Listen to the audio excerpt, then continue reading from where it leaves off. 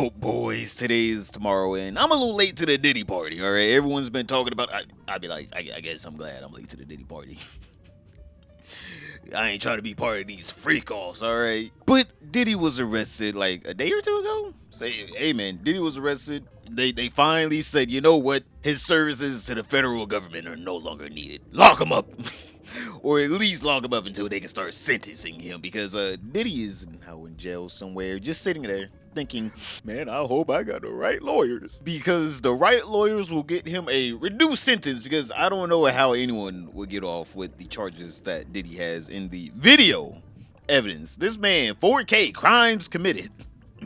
I was like, just show people, hey man, just before we start the trial, all right, jury, look at this video of him beating up Cassie Ventura. All right, now let's start the trial. Just so you know, this video of this man beating up Cassie Ventura, that's him, over there.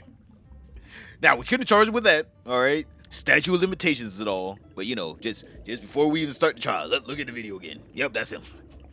He's the defendant. That's probably how they're gonna start off the trial. Just like, all right, any jury that doesn't know who Diddy is, look at this. And then on top of that, they're probably going to be like, also, he settled this because she was suing him over this, and he settled it, paying her out millions of dollars. On top of that, he put out a pretty vague apology that you can probably have a reference to this video of him beating up this woman. It's so difficult to reflect on the darkest times in your life, but sometimes you got to do that.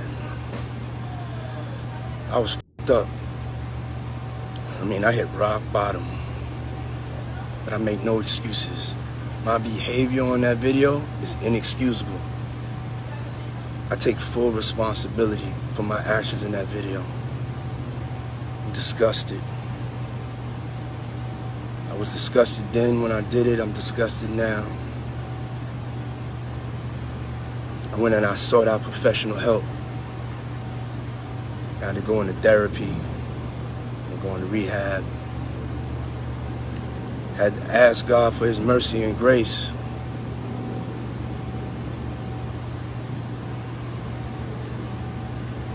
I'm so sorry. But I'm committed to be a better man each and every day. I'm not asking for forgiveness.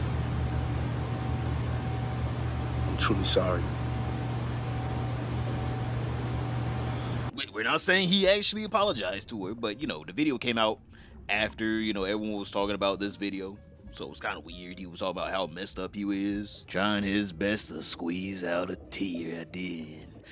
But, you know, karma caught up with Diddy, because instead of him stopping his crimes back whenever he was messed up and he was going to rehab, quote unquote, and he was going to therapy.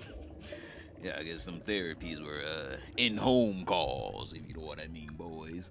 This man decided to continue doing his little parties, alright, his little freak-offs, where he forced people to participate in activities with people who are paid to do such activities with other people who weren't paid and were just like, oh man, a party, oh Diddy, of course I'll come to one of your parties. You're like one of the biggest music. Why is that person naked? Why is everyone else getting naked? Where all this baby oil come from? And like the cartoon villain Diddy is, this man didn't even participate. He was just sitting in the corner, watching, filming, making a Stanley Kubrick film at that. This man probably had editors on pay, because these freak-off parties lasted for days. Now, I don't understand how someone could be this interested in partying for days on end. I don't even, like, even if I became a rich multi-billionaire, I would be alone in my little mansion. If I go to a party, it's at someone else's house. I am not trying to clean up no one's mess, all right? On top of that, days? You're lucky if I'm there for an hour. And of course, with these videos, Diddy started to blackmail people, forcing them to come back to his freak-off parties, all right? He had favorite cast members, all right? He had actors that he needed to see again, all right? These were prime actors, and he would force them to come back so he could sit in a corner and film them again. I want to be honest here. These freak-offs better have some of the most top Hollywood members. I don't know why this man's just like, all right, I got the one video, great. You know what? I need to see that one again. I need to see it live. I need to see another live performance. Like, what is this man doing that he can't see on the hub? Like, who he got on these videos These better not be like some rich tycoon multi-billionaire that's like 80 years old and he's just like, if you don't come back, I'm gonna ruin your real estate business. Like, what? There gotta be like actual celebrities. I'm talking about celebrities we want to see you on those tapes. Them tapes gotta come to light. We gotta see the evidence, boys. We need a Freedom of Information Act because they got these freak off tapes along with his thousands, and I mean thousands of bottles of baby oil. Now, boys, I don't know what you need all that baby oil for. How many times a week was this man doing these freak off parties? I would say like a month at least. Hopefully it wouldn't be more than 5, but also you wouldn't need thousands of bottles of baby oil. Like, this man is diabolical. This man probably wasn't even at the house whenever these were going on half the time. This man probably had multiple productions. He probably had like multiple houses, different states, and they were just like, all right, let's go ahead, go to the production in Miami. All right, Miami's doing good. Let's go back to LA. Let's see how the production's going over there. Like, this man was running a whole operation of just blackmailing people. Like, for no reason. He didn't even want the money.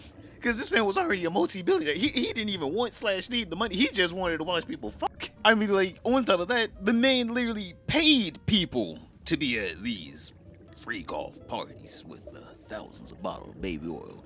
This man somehow got charged with racketeering, and the crimes he was committing wasn't even making him money, it was losing him money. And then on top of that, obviously, if you're being charged with racketeering, that means you had a whole gaggle of people working under you. So obviously they had to get all of his little co-defendants and say, hey, we're gonna put you away for life. At least 50 years. And you know, these people about them near 80 that Diddy be associating with.